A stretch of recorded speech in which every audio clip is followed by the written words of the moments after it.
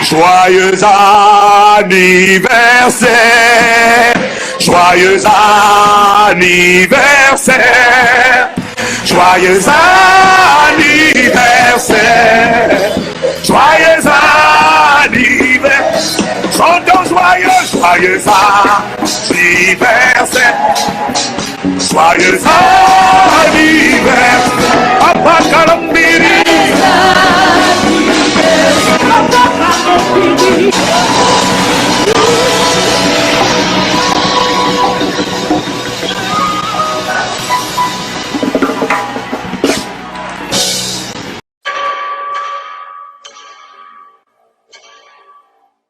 Bonjour frères et sœurs en Christ, j'espère que vous vous portez bien par la grâce de notre Seigneur Jésus-Christ et que Dieu vous bénisse abondamment, vous et votre famille.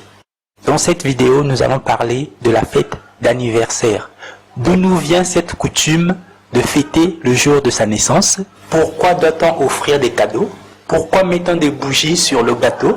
Et surtout, est-ce réellement avantageux pour un chrétien de fêter son anniversaire? C'est parti, examinons tout ceci. Si merveilleux, libre, qui me montre le chemin de la vie. J'ai commencé les recherches de manière simple. Je suis allé sur Google et j'ai tapé anniversaire origine.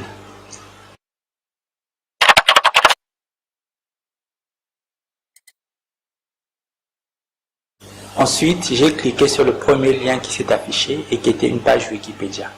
Vous pourrez retrouver les sources dans la description. Bref, ça fait beaucoup de lecture, mais rassurez-vous, je vous résume tout ça. Origine de la célébration des anniversaires. Dans l'Antiquité, les anniversaires étaient réservés aux empereurs et ils donnaient lieu à des sacrifices humains. Nous trouvons Marco Polo qui décrit au XIIIe siècle les festivités lors de l'anniversaire de l'empereur de Chine, Kubilai Khan. Au Moyen-Âge, il était difficile de célébrer son anniversaire à cause de l'Église catholique romaine qui interdisait ces pratiques parce qu'elles étaient d'origine païenne. Cependant, et je cite, « Dans l'Occident chrétien, la fête de naissance sent le paganisme des empereurs romains qui avaient érigé la commémoration annuelle de leur naissance en une fête religieuse obligatoire avec persécution des chrétiens en guise d'animation. » Fin de citation. La célébration du jour de la naissance réapparaît clairement à l'époque de la réforme protestante au XVIe siècle, à cause de l'astrologie et des horoscopes. Néanmoins, c'est au XIXe siècle que la célébration de l'anniversaire se répand dans la classe bourgeoise, puis à la classe ouvrière au XXe siècle. Origine et signification des vœux, du gâteau et des bougies, et des cadeaux. Veuillez noter que dans ce chapitre, je cite directement l'article Wikipédia. Tout ce que j'ai fait, c'est modifier un peu l'ordre des phrases. Allons-y. Les diverses coutumes que l'on observe aujourd'hui lors des anniversaires ont une longue histoire. Leurs origines sont liées à la magie et à la religion. Jusqu'au IVe siècle, le christianisme a rejeté la célébration des anniversaires, les considérant comme une coutume païenne. Les Grecs et les Romains croyaient qu'à chaque humain s'attachait un esprit protecteur ou démon qui assistait à sa naissance et veillait sur lui durant sa vie. Cet esprit était en relation mystique avec le Dieu dont l'anniversaire correspondait au jour de la naissance de l'individu. Cette croyance a fait son chemin et se retrouve dans les notions d'ange gardien, de marraine fée et de saint patron. La coutume consistant à allumer des bougies sur les gâteaux a commencé avec les Grecs. Les gâteaux de miel, ronds comme la lune et éclairés par des cierges, étaient déposés sur les autels du temple de la déesse Diane. La croyance populaire attribue aux bougies d'anniversaire le pouvoir magique d'exaucer les souhaits. Les cierges allumés et les feux sacrificiels ont toujours eu une signification mystique particulière depuis que l'homme a commencé à dresser des autels à ses dieux. Les bougies sont donc un hommage à l'enfant qui fête son anniversaire. Elles lui font honneur et lui portent chance. Les souhaits d'anniversaire et le vœu de bonheur font partie intégrante de la fête. Cette croyance prend ses racines dans la magie.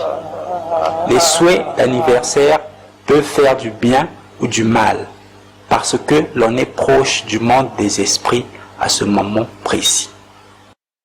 Les pratiques en usage dans les temps anciens qui consistaient à adresser des félicitations, à fêter l'événement et à offrir des cadeaux étaient censées protéger des esprits mauvais celui qui célébrait son anniversaire. On assurait ainsi sa sécurité pour l'année à venir. Origine de la chanson Joyeux anniversaire. La mélodie de la chanson Joyeux anniversaire a été composée par deux sœurs américaines, Patty Hill et Mildred Hill, en 1893. Elles étaient toutes deux institutrices et avaient composé la chanson intitulée Good Morning to All pour leurs jeunes élèves. Les élèves aimaient tellement la chanson qu'ils se sont mis à la chanter lors des fêtes d'anniversaire. Ce sont donc les enfants qui ont modifié les paroles de la chanson de Good Morning to All à Joyeux anniversaire en y incluant le nom de la personne qui fêtait son anniversaire. Cependant, de nombreux historiens estiment qu'elles avaient simplement copié cette mélodie des chansons païennes de l'époque. Un chrétien doit-il fêter son anniversaire? Dans la Bible entière, on ne parle que de deux fêtes d'anniversaire, une dans l'Ancien Testament et une dans le Nouveau Testament. Dans l'Ancien Testament, nous pouvons lire en Genèse 40, versets 20 à 22, « Le troisième jour, jour de la naissance de Pharaon, il fit un festin à tous ses serviteurs, et il éleva la tête du chef des échansons et la tête du chef des panetiers au milieu de ses serviteurs. Il rétablit le chef des échansons dans sa charge des chansons pour qu'il mit la coupe dans la main de Pharaon. Mais il fit pendre le chef de panetier selon l'explication que Joseph leur avait donnée. » Nous voyons ici que l'Ancien Testament confirme ce que l'histoire a dit, à savoir que la fête d'anniversaire était une fête païenne et qu'il y avait des sacrifices humains. Passons maintenant au Nouveau Testament. En Marc chapitre 6, versets 21 à 28, est mentionné dans la Bible l'anniversaire du roi Hérode. Et en fait, ce que vous allez remarquer, c'est que lors de cet anniversaire, le roi n'avait peut-être pas prévu de sacrifier quelqu'un, mais les esprits derrière cet anniversaire se sont arrangés pour qu'il y ait un sacrifice humain, et c'était le sacrifice de Jean-Baptiste. La fille de Hérodias est venue à la fête d'anniversaire d'Hérode. Elle avait tellement bien dansé que le roi avait promis de lui donner tout ce qu'elle voudrait, même si c'était la moitié de son royaume. Elle, influencée par sa mère, a demandé au roi de lui donner sur un plateau la tête de Jean-Baptiste. Et en fait, ce passage prouve bien que ce genre de pratique était courante à l'époque, parce qu'aucun des invités n'a été choqué par une telle demande provenant en plus d'une jeune fille. Donc, le Nouveau Testament aussi confirme que les anniversaires étaient des fêtes païennes et qu'il y avait des sacrifices humains.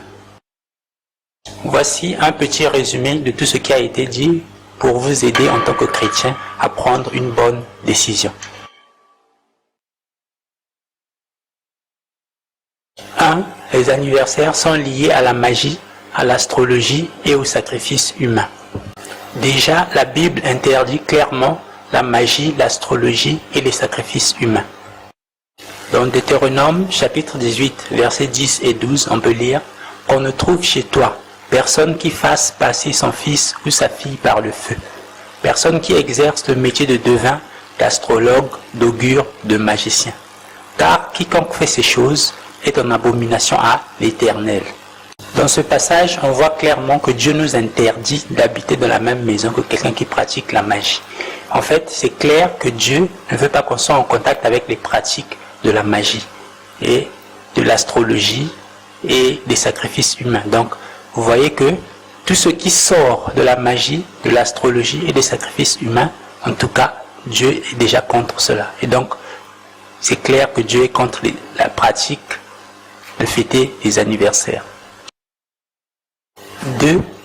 Le gâteau et les bougies portent chance et honorent la déesse Diane. Les cadeaux sont censés te protéger jusqu'à l'année prochaine. Déjà, en tant que chrétiens, nous savons que nous avons été bénis de toutes les bénédictions spirituelles en Jésus-Christ. Donc, nous n'allons pas attendre notre chance qui va provenir des bougies.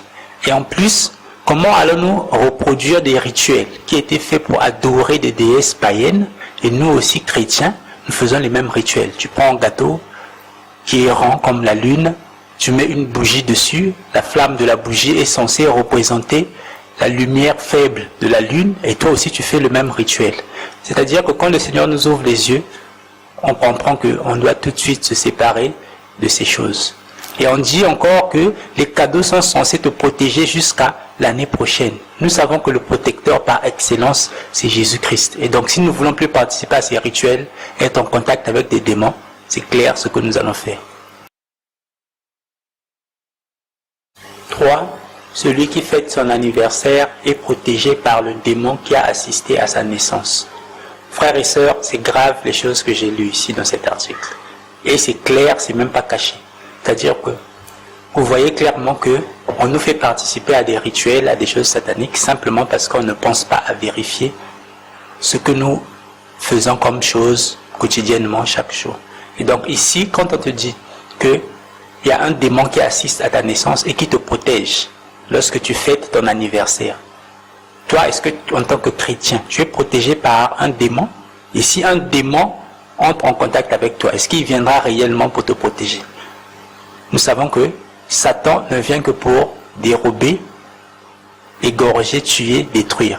Donc, personnellement, déjà par rapport à ce point-là, quand j'ai appris ça, je ne peux plus jamais fêter un anniversaire, ni souhaiter joyeux anniversaire à quelqu'un. Parce que c'est une manière aussi de participer à ces choses.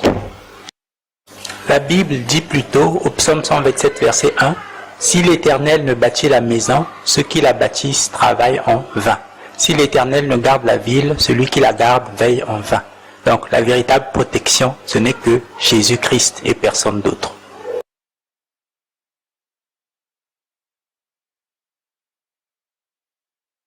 4.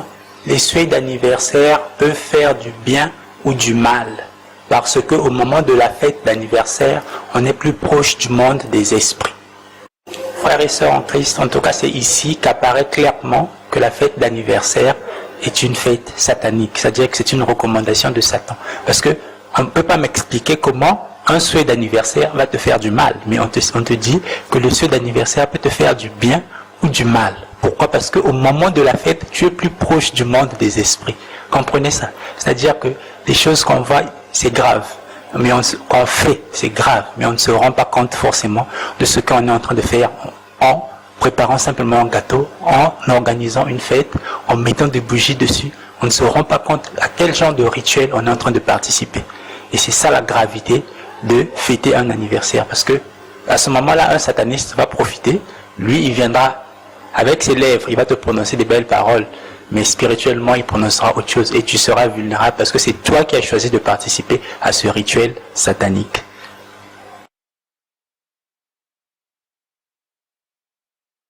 « 5. Pour animer leur fête d'anniversaire, les empereurs romains persécutaient les chrétiens. Et jusqu'au IVe siècle, les chrétiens ne fêtaient pas les anniversaires, les considérant comme une coutume païenne. Frères et sœurs en Christ, rendez-vous compte de la gravité de la situation.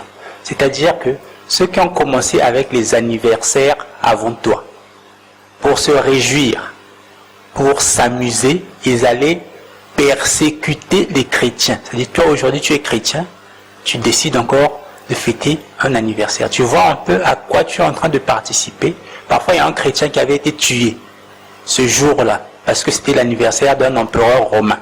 Et toi aujourd'hui, tu te décides encore, tu fêtes un anniversaire. C'est parce qu'on ne se rend pas compte en fait de ce que nous sommes en train de faire. Et deuxième point, on nous dit que les premiers chrétiens ne fêtaient pas les anniversaires parce que cette coutume était une coutume païenne. La Bible nous dit bien que Dieu ne change pas. est-ce que entre-temps, Dieu est devenu païen pour que nous, chrétiens, on puisse maintenant participer à des rituels païens? Ou est-ce que cette coutume-là, Dieu a dit, bon, d'accord, c'était pour les païens, maintenant je fais ça passer, ça devient pour les chrétiens. Donc réfléchissons sérieusement sur ce que nous faisons lorsque nous fêtons les anniversaires. Ça a pour origine la magie, l'astrologie. Donc ça ne nous concerne pas. Et lorsqu'on se rend compte de ces choses, la première chose, en fait, ce qui vient à l'esprit, c'est que vous connaîtrez la vérité et la vérité vous affranchira. En tout cas, merci à tous ceux qui aiment et qui partagent nos vidéos, ainsi qu'à tous ceux qui se sont abonnés.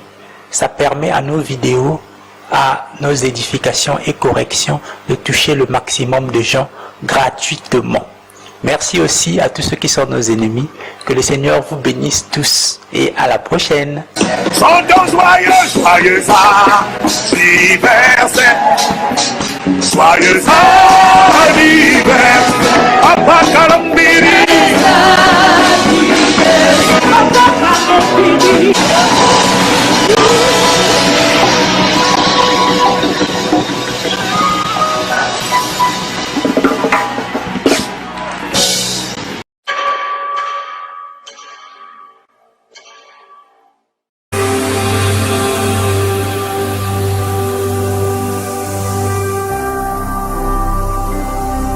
Jésus-Christ TV,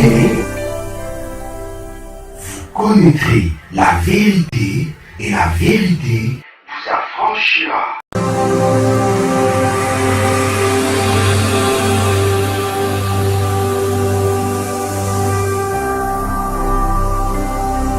Jésus-Christ TV,